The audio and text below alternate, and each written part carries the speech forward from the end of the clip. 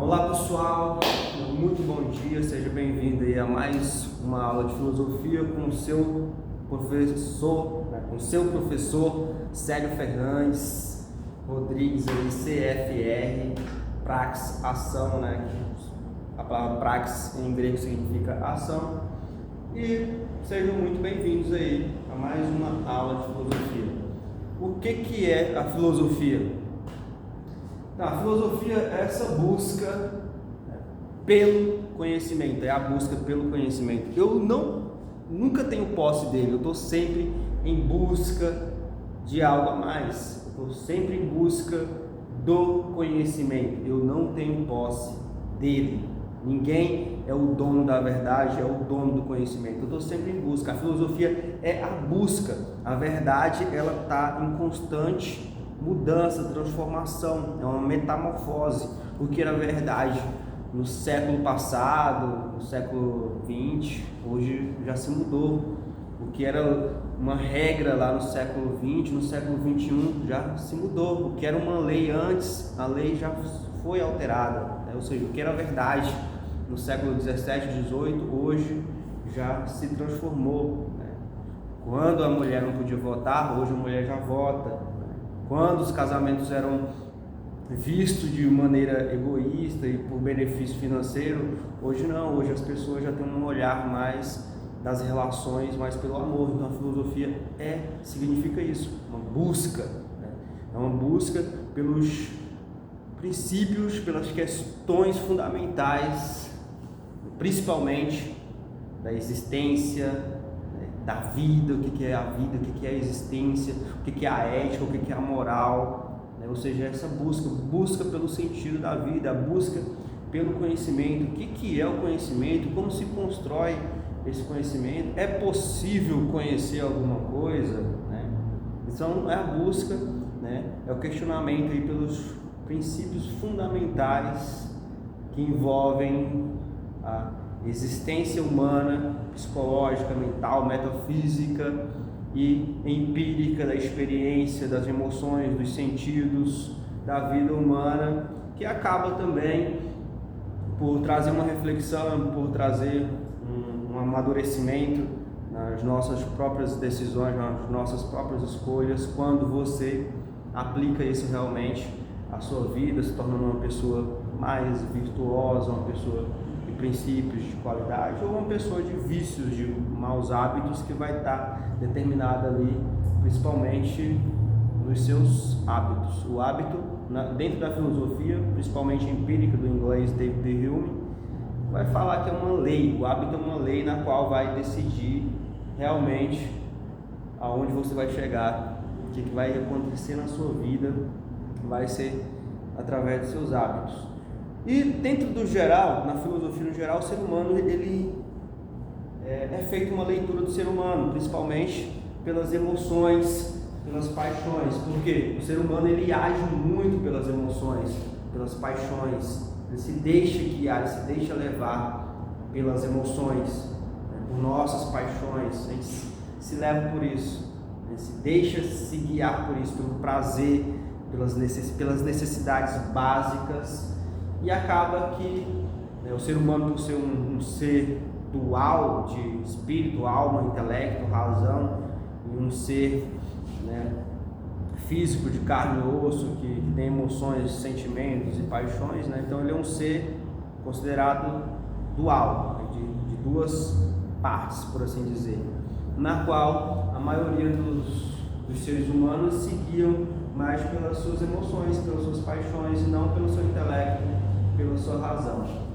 E a filosofia, né, com esse grande histórico aí de 3.000 anos, 3.500 anos de filosofia, de construção filosófica, de pensadores refletindo sobre a vida, perguntando, questionando, buscando a origem do universo, da natureza, né, da mente humana, o que é a mente humana, o que é a imaginação, o que é a memória, né, o que são as nossas emoções, né, que acaba entrando para um campo aí emocional, né, psicológico também, do controle das nossas emoções, educação socioemocional também, né? Então, a filosofia é considerada o quê? A mãe de todas as outras ciências, né?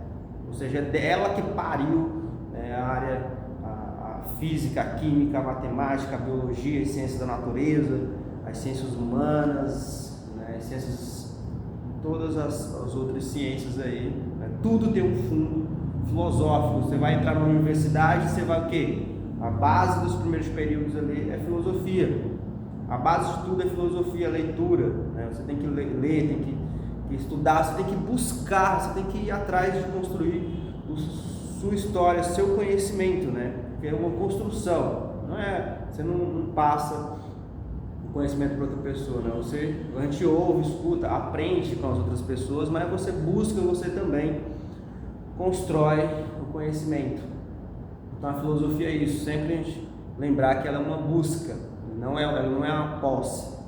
Tanto que se você, quando você para, você fica inerte, em estado de inércia, você fica parado, você não vai para lugar nenhum, você não cresce, você não se desenvolve. Tem como você se desenvolver, você crescer, se você ficar parado, se você não buscar alguma coisa a mais para a sua vida, não tem como, tá? Você ficar parado ali, não encontrei sentido, então questiona, então você fala na hora, porque se você deixar para depois, vai ficar sem sentido, porque você deixou para depois, você não vai resolver, as coisas você resolve muitas das vezes na hora, né? Nem tudo, mas muita coisa, quando estou falando de estudo em relações de ensino e aprendizagem, né? Não estou encontrando sentido, então bora tentar mudar a metodologia, tudo, a didática, conteúdo, a gente tenta explicar de uma outra forma, né?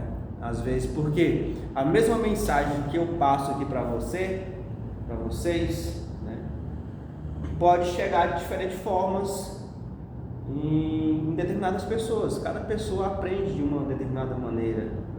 Ela tem seu próprio tempo ali, né? Ela está dentro de suas próprias condições emocionais, psicológicas, materiais. Então, cada um vai ter o seu próprio tempo. Tá bom? E a filosofia, né? A filosofia é o quê? O que ela fala aqui? A filosofia é a disciplina mais adequada para ajudá-los a pensar sobre o que nos torna verdadeiramente humanos. A filosofia tem esse potencial, tem essa capacidade, né? Tem essa referência de fazer essa leitura do que é o ser humano, o que é verdadeiramente o ser humano, o que somos nós, né? Somos seres dotados de, como eu já falei, uma dualidade de emoções, né? Hoje, a gente vê hoje nosso mundo aí atual, no marketing digital, as grandes empresas, como é que a mídia ela consegue captar, chamar as pessoas para si, como é que elas fazem as pessoas consumirem, comprarem, através do que? Das emoções, das propagandas, né, emocionais. Ela mexe com o consciente, com o psicológico, com as emoções das pessoas. A Coca-Cola faz isso muito bem, né?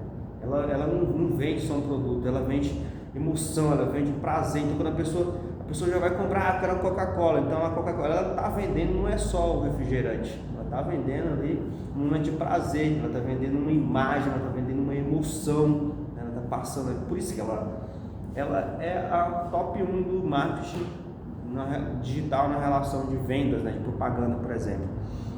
Mas a filosofia é essa disciplina aí mais adequada para ajudá-los a ser mais livre, mais independente, a pensar por si só, tomar suas próprias decisões, né?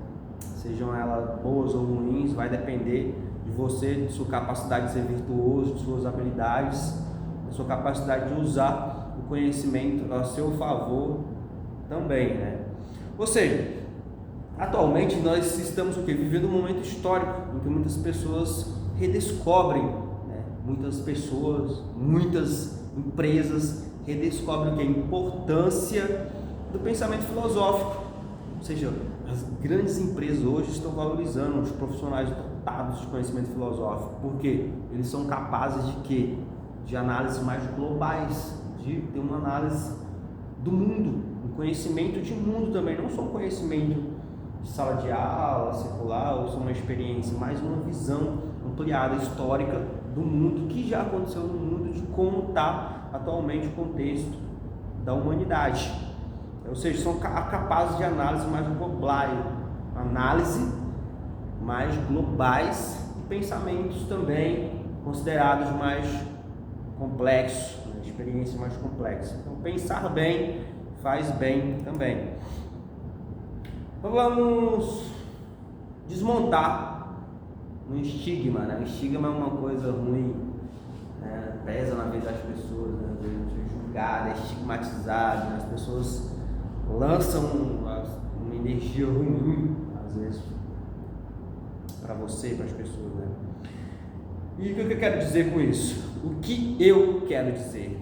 Posso afirmar que o maior número de professores de filosofia do ensino médio mesmo, por exemplo, é de pessoas religiosas. Por que eu estou falando isso? Ou agnósticas, pessoas que não dedicam nem a afirmar nem a negar a existência de Deus, e tem grande respeito pelas pessoas religiosas, pela diversidade cultural. Porque existe um julgamento muito grande aí, né? Nada contra, eu respeito qualquer opção que a pessoa quiser escolher para a vida dela. A vida é da pessoa, ela escolhe acreditar em Deus, ela escolheu, ela está fundamentada em alguma ideia, seja ela verdadeira ou seja ela falsa, né?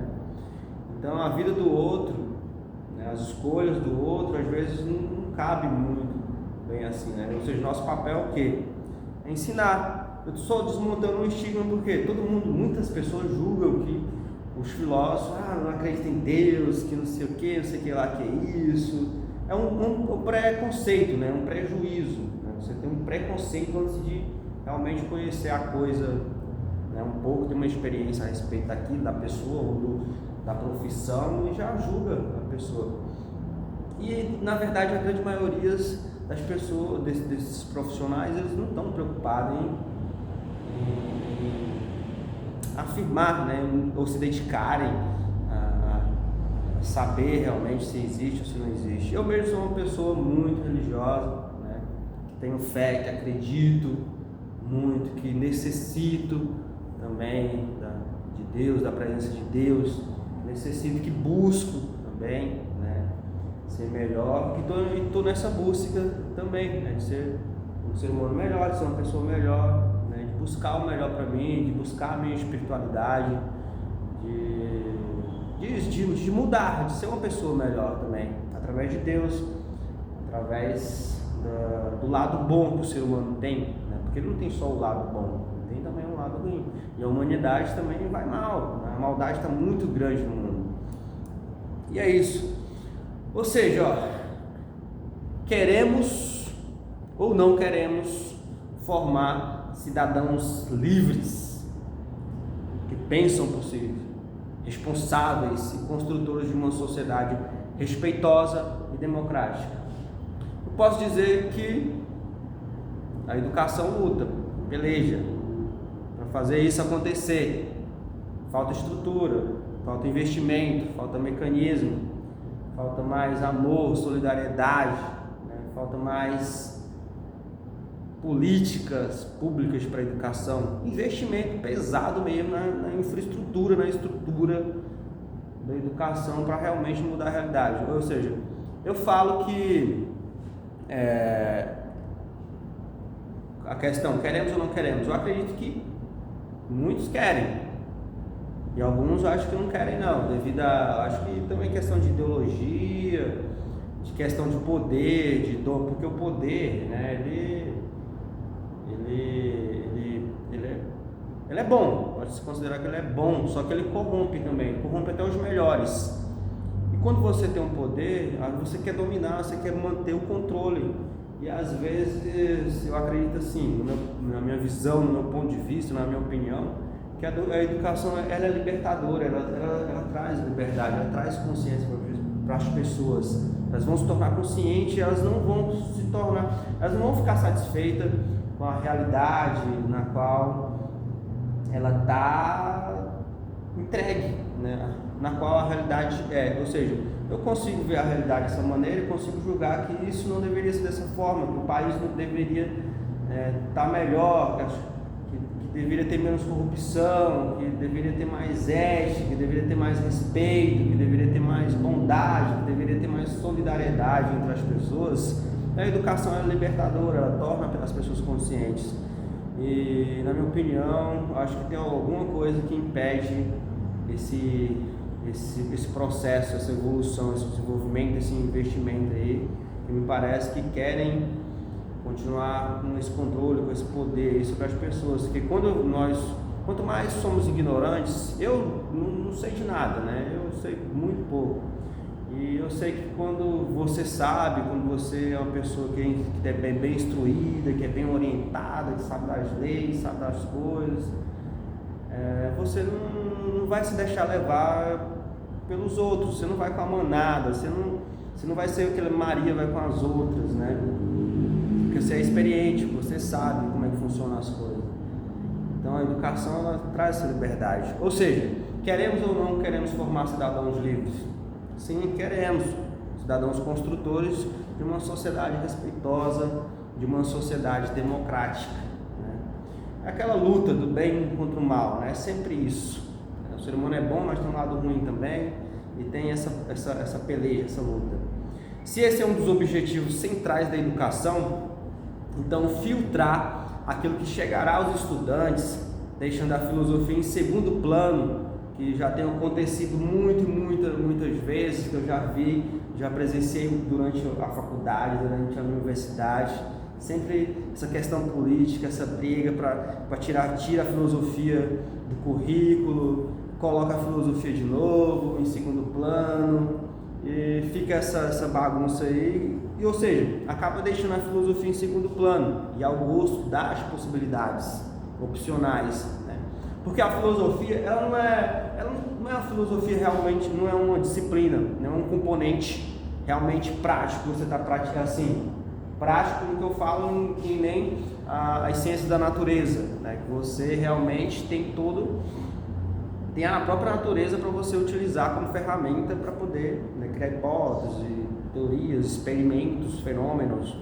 E a filosofia não, é mais abstrata, ela é realmente teórica, é conversada, é leitura, a gente tem que conversar a respeito, é pensada realmente, você tem que pensar, botar para funcionar mesmo, ligar o negócio no 12 e arrochar. Ou seja, dessa maneira, se deixar a filosofia em segundo plano e ao gosto das possibilidades, opcionais significa o quê? Atacar a única disciplina, né? Atacar, destruir, acabar, né? Com a única disciplina que no contexto atual levanta a pergunta pelo sentido dos saberes. Qual é o sentido dos saberes, dos conhecimentos, das práticas, das artes, da religião? Qual é o sentido, enfim, né, dos vários aspectos da existência? Porque ela é uma das maiores responsáveis por isso. Então, atacar isso é acabar com a possibilidade de você questionar, de você buscar, de você compreender, de você entender o mundo, de você questionar. É aquilo, é você ficar calado, né? Que você tem que... Por quê? Mesmo eu como profissional, como qualquer outro profissional, ou os estudantes, nós compartilhamos o mesmo mundo, a mesma realidade, né? Eles sofrem, a gente compartilha dos mesmos problemas, né? O mundo, né? A sociedade, ela é opressora, ela é desigual, existe desigualdade social, a desigualdade financeira, né? As coisas são desiguais, não existe uma igualdade realmente. Ou seja, os mesmos problemas, as mesmas opressões que eu passo, o outro passa também, né? Meus alunos passam também. Como lidar com isso tudo aí? É um problema também dentro da educação, para ser pensado, para ser refletido, para a gente poder entender e trabalhar melhor, né? Porque você vai estar compreendendo que a gente compartilha de uma mesma realidade, que somos seres humanos também, iguais, que temos as mesmas necessidades, que temos uma vida também para poder viver, né? Então, deixar a filosofia em segundo plano é você atacar a única disciplina que levanta a pergunta pelo sentido da vida, dos saberes, dos vários aspectos aí da existência. Identidade da filosofia. O mais adequado nesse sentido é o quê? É contextualizar os conhecimentos filosóficos no ensino médio. A gente vai contextualizar. o contexto, né? O contexto da mitologia grega, filosofia lá na antiguidade, como começou, histórias de ficção, narrativas, que tem um fundo muito inteligível, que era a educação dos jovens, dos adultos nesse período, e que é muito bonita. A mitologia grega tem muita história muito fantasiosa, muito top também, né? Que é de uma boa leitura também, de uma boa compreensão. Ponto de partida está lá no inciso 3 do primeiro artigo, né? Inciso 3 do artigo 36 da Lei Diretrizes e Bases, Lei número 9.394 de 2012/1996, na qual afirma que o estudante, ao final do ensino médio, deve demonstrar o domínio de conhecimentos da filosofia, da sociologia, necessários ao exercício do quê? Da cidadania. Então está lá na lei, está lá afirmado na lei, na Constituição, na Lei de Diretrizes, né, da base da educação. Ou seja, a filosofia, ela costuma o quê? Quebrar a naturalidade, né? O que é natural? Porque usamos as palavras, tornando o quê?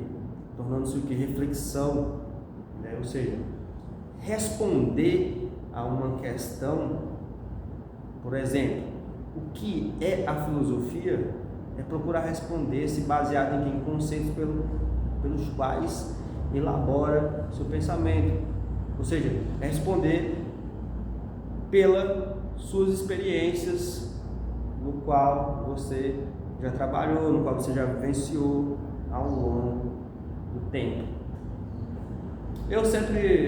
Lógico, tem várias, ou seja, para uma pergunta você pode, de acordo com suas experiências, cada um vai ter uma resposta de acordo com aquilo que você viveu, de acordo com os seus hábitos, de acordo com a intensidade com que você trabalha com aquilo, não é? Então é isso. Ou seja, a resposta não pode ser simplesmente ingênua, né? Ingênua. E está sempre comprometida. Ou seja, qualquer resposta nossa está sempre comprometida, né? Porque a parte da resposta você vai criar uma questão, né? Ou seja, com pontos de vista, sendo perigosa e enganadora a inocência. Então pode ser também manipuladora, porque se você for inocente, você vai tomar aquilo como verdade. O René Descartes, um cara muito crítico em relação a isso, porque ele viu que durante o período que ele passou na academia, na escola, ele estava aprendendo muita coisa ali, né? O conhecimento que estava sendo transmitido para ele estava sendo fundamentado em ideias falsas. Ou seja, toda a experiência dele, todo o conhecimento que ele tinha, muito daquilo era fundamentado em ideias falsas. E eu sempre falo, meus alunos, às vezes uma ideia implantada na nossa mente, ela é como uma semente. Você implanta uma ideia falsa na mente humana de uma pessoa com pouca experiência, inocente, aquela semente ela tem a capacidade de crescer, de brotar, de se desenvolver e virar uma árvore. Ou seja, uma ideia falsa, ela cresce, desenvolve, ela vira uma crença, você passa uma vida inteira acreditando, você constrói toda uma vida fundamentada em uma crença falsa, toda uma experiência, todo um conhecimento baseado num conhecimento falso. Ou seja, isso é perigoso. Então, qual é a pretensão filosófica, então? Ela pretende ser um discurso consciente de si mesma, é um discurso sobre o discurso, um conhecimento do conhecimento. Um dos segredos da filosofia é saber fazer as perguntas certas e relevantes. Por exemplo, não simplesmente se isso ou aquilo é verdadeiro. Antes, você indaga o que pode ser verdadeiro, né? O que pode ser verdadeiro. Então, ou ainda, o que é a verdade? Se atualmente a gente vive um momento de muita transformação, que a verdade muda, né? E que a dúvida é muito importante para você buscar tal verdade. A filosofia é, como eu já falei anteriormente, ela é a busca, ou seja, ela não é a posse do conhecimento. Você está sempre em busca, você está sempre em construção. Ou seja, competências e habilidades. Quando se trata do ensino de filosofia, no ensino médio, por exemplo, o que se espera? Se espera ao final que o estudante tenha uma boa capacidade de criatividade, né? Curiosidade, capacidade de pensar, né? Múltiplas alternativas para a solução de um problema, desenvolvimento do pensamento crítico, trabalho em equipe, disposição para procurar e aceitar críticas, né? Capacidade para buscar conhecimentos, ou seja, é a contribuição mais importante da filosofia, é o que? Fazer o estudante ascender a uma competência discursiva filosófica, né? É isso, é sempre meio estranho, né? Eu também, é um problema da educação, porque os nossos alunos, eles não querem, eles não se sentem atraídos, né? Então você sempre está tentando buscar, tem muitas outras coisas que chamam a atenção dele, entretenimento, internet, celular. Então como chamar, é uma questão, né? Como chamar a atenção, né, desses alunos, desses estudantes para a filosofia, né? Para essa competência discursiva, filosófica, para o conhecimento, né? Para essa maturidade, né? Como trazer isso? É aquela ideia do projeto de vida mesmo. Você tem que trabalhar, você tem que tornar, né, pessoa consciente da busca pelo um propósito. Qual é o seu propósito aqui no mundo? O que você veio fazer aqui no mundo? Qual é o seu papel? O que você veio fazer aqui? Ou seja, ter um propósito de vida, uma busca, um projeto. Então isso faz toda a diferença aí na vida de uma pessoa, né? Você realmente sabe o que você está fazendo aqui, que você veio para ajudar as pessoas, para transformar a vida das pessoas através do conhecimento, de alguma solução, de algum problema, de alguma atividade, né? Você está ali realmente para ajudar as pessoas, para transformar a vida das pessoas por meio da educação, né? Do discurso, da filosofia, seja lá qual seja a sua área, a sua profissão, que você quer como projeto de vida. Então você tem um propósito, claro, né? E você, através daquele propósito, você vai trabalhar para ajudar as pessoas, para mudar, para transformar a vida das pessoas, né? Então a ideia básica é essa, né? De transformação, de mudança, de propósito, né? E de humanidade, de se tornar um ser humano melhor, né? A cada dia. E é isso. E é só o hábito, né? Só a experiência, só o tempo que vai fazer com que isso aconteça, com que essa mudança ocorra, né? Ou seja, com fé também você tem que acreditar muito em si mesmo, né?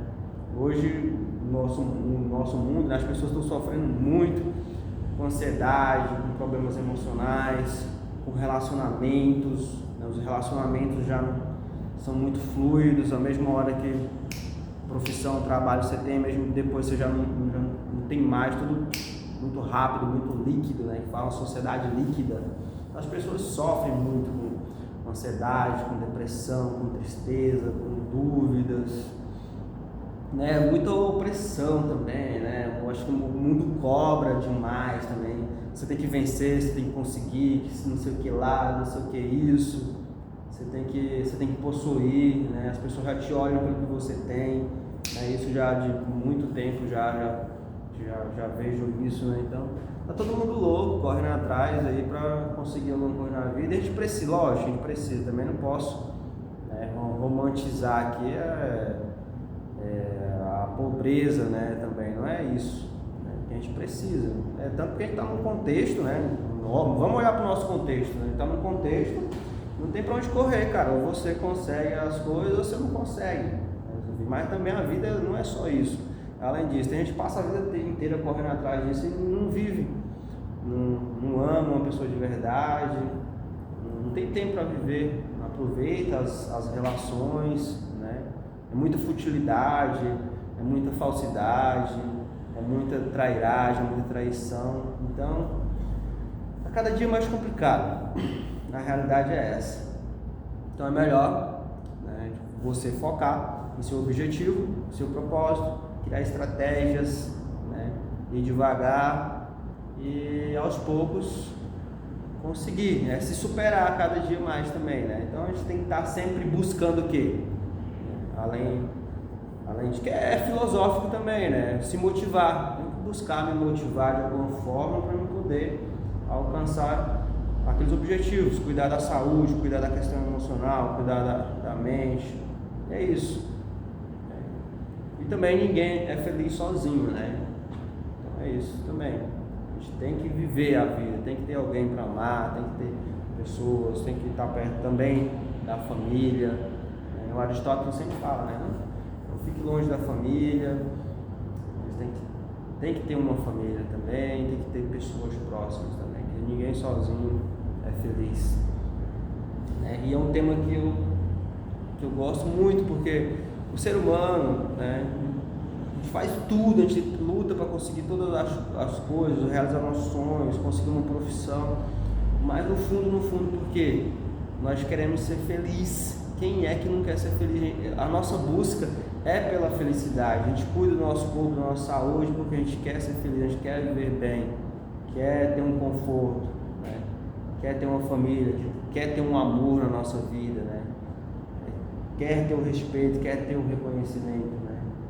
E assim, por mais que a gente não tenha que provar nada para ninguém, né? Mas você só vai ser reconhecido quando você tiver alguma coisa para provar para os outros. Então, quando você for fazer isso, faça por você mesmo, faça por você, não porque você vai estar provando algo para alguém, porque é o que cobram da gente, né? Você está provando alguma coisa o tempo todo.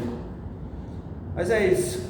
Então, forte abraço aqui do professor Célio aí, e logo estamos juntos aí com novas aulas aí. A gente já conversou, já falou um pouco sobre a mitologia, tem muita coisa para ser investigada nessa área. Eu vou voltar em outro momento falando sobre os pré-socráticos, e também quero voltar a fazer uma nova versão aí sobre a felicidade prática em Aristóteles, que é um tema que eu gosto, que eu estou em busca, é a busca pela felicidade, que envolve a questão das virtudes morais e intelectuais do homem e dos vícios, né? Ou você se torna um homem virtuoso para você alcançar a sua felicidade, ou você se torna um homem de vícios e que só vai ter fracasso, uma coleção de escolhas ruins, né? Ou uma coleção de escolhas boas, decisões boas, que vai fazer com que a sua vida melhore, seja uma vida boa e feliz, tá? Então é isso, tchau, tamo junto aí, até logo.